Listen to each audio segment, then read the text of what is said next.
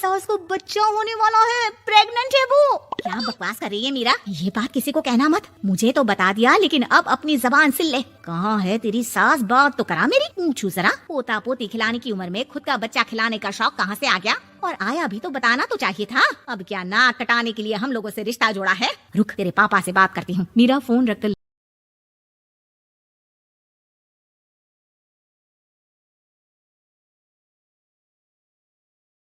Pregnant सास। जमाना कितना भी बदल जाए, इतना भी नहीं कि बहू घर आए और सास गर्भवती दिख जाए। देखो मीरा, माँ का पूरा ख्याल रखना है, उनसे अब काम नहीं होता है। क्यों, क्या हो गया है? तुम्हारी माँ तो हट्टी कट्टी दिख रही है, पूरी शादी में घोड़ी की तरह नाची है। अब क्यों काम नहीं होता उनसे? वो माँ प्रेग्नेंट है ना, बच्चा होने वाला है। मैं कभी भी भाई बन जाऊंगा इस साल के अंत तक। क्या बोल रहे हो? वो सर पर हाथ रखकर बैठ जाती है। यार पहले क्यों नहीं बताया? कैसा मजाक है ये? झूठ बोल रहे हो ना? हाँ, झूठ बोल रहे हो ना? तभी ससुर की आवाज आती है। बहू, पानी गर्म कर दे, तेरी सास को दवाई देनी है। समय पर दवाई ना दी तो परेशानी हो जाएगी। और हाँ, जरा काजू पीस कर दूध में मिलाकर ले आना। तेरी सास खुद से तो अपनी संभाल करेगी नहीं। हे भगवान, ये मैं क्या सुन रही हूँ? ये ससुर जी को क्या हो गया है? मैं क्या सोच कर आई थी? हाय रे, मैं तो किसी को मुंह भी नहीं दिखा पाऊंगी। अब ये रोना धोना बाद में करना, पहले गर्म पानी कर दो। माँ को दवाई देनी होगी। और हाँ, रात को माँ के पैरों में तेल लगा देना। बहू को गुस्सा आ जाता है। वो बड़बड़ करती किचन में जाती है जहाँ उसका ससुर खड़ा होता है। एक बड़ी जिम्मेदारी है हम सबके सर ऊपर। इस उम्र में माँ बनना खतरे से खाली नहीं होता। हाँ हाँ पता है, तो क्यों बन गई माँ? अरे खतरे से कम नहीं है तो क्या जरूरत थी लल्ला पैदा करने की? कैसी बात कर रही हो बहू? क्या तुम खुश नहीं कि घर में एक नया मेहमान आएगा, छोटे छोटे पैरों से पूरे घर में घूमेगा? पिताजी, ये हाथ जोड़े आपके, आप यहाँ से जाओ। ये शायरी बाद में बताना, अभी मैं पानी गर्म करके थर्मस में दे देती हूँ। सारा दिन पिलाते रहो गर्म पानी। और हाँ, ये बच्ची की बात बार बार मुझसे कोई नहीं करेगा। बहू का पारा अब चढ़ा ही रहता था। वो काम तो सारा करती, लेकिन किलस किलस कर। मीरा सारे काम से फुर्सत पाकर बैठी होती है कि माँ का फोन आ जाता है। बेटा, बहुत बड़ी जिम्मेदारी है तेरे सर पर, अच्छे से निभाना। ससुराल में हर किसी को खुश रखना वैसे तो मुश्किल है, लेकिन भगवान ही हिम्मत देता है बहू को हर कुछ सहकर सबको खुश रखने की। क्या बड़बड़ किए जा रही हो माँ? जानती भी हो कि यहाँ क्या चल रहा है? मेरी सास, अरे तेरी सास तो देवी है देवी। कितने खुश हो रहे थे सारे तेरी सूरत देख देख कर। पता नहीं जैसे बहू नहीं कोई मन मांगी मुराद मिल गई हो उन लोगों को। अरे बात तो पूरी सुनो।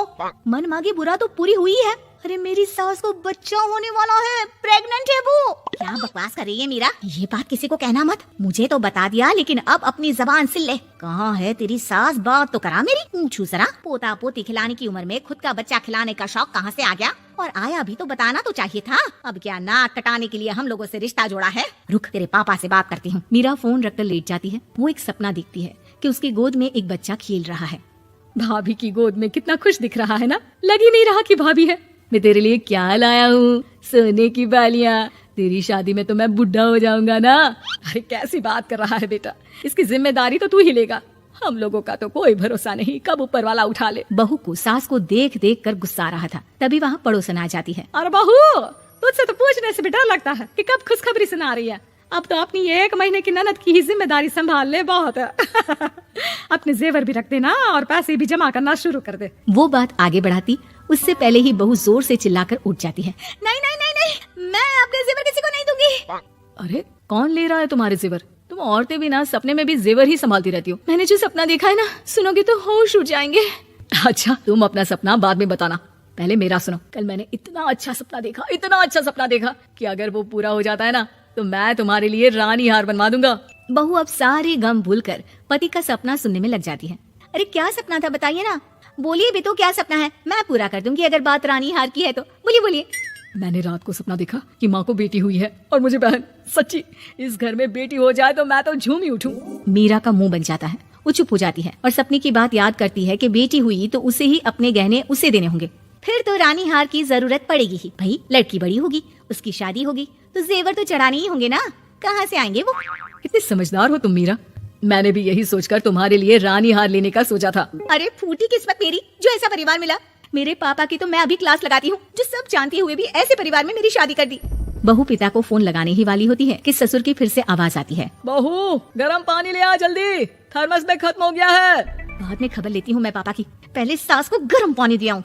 बहू अभी किचन में काम कर ही रही थी कि मीरा के मम्मी पापा आ जाते हैं। वो हाथ में ढेर सारे फल लेकर आते हैं। मीरा के पिता मीरा के ससुर से कहते हैं, लीजिए भाई साहब, ये फल रखिए, बहन जी को खिला दीजिएगा। वैसे कैसी है उनकी तबीयत? बस पता तो है आपको, ऐसे वक्त में जो होता है बस वही सब। मुझे तो सुनकर बहुत गुस्सा आया था, लेकिन चलिए, भाग्य में जो है लिखा उसे कौन टाल सकता है। डॉक्टर को दिखाए? हाँ बस डॉक्टर आने ही वाला है। अच्छा हुआ आप लोग भी आ गए। उतने में एक सुंदर सी लेडी डॉक्टर आती है। पेशेंट कौन है आप? अरे नहीं जी, मैं तो बहू हूँ इस घर की। मैं तो अभी सोच भी नहीं सकती पोता या पोती के बारे में। अभी तो मेरी सास ही। अरे चुप हो जाना, देख तो ले, डॉक्टर है ये, किसी के भी सामने गुस्सा फोड़ देती है। डॉक्टर कमरे में जाती है और थोड़ी देर बाद बाहर आ जाती है। पीछे से सास भी निकल आती है। हे भगवान, इतना दुख तो किसी को भी ना दे जितना मुझे दिया है। देखिए बहन जी, आप लोगों को तो ये सोचना भी नहीं चाहिए था।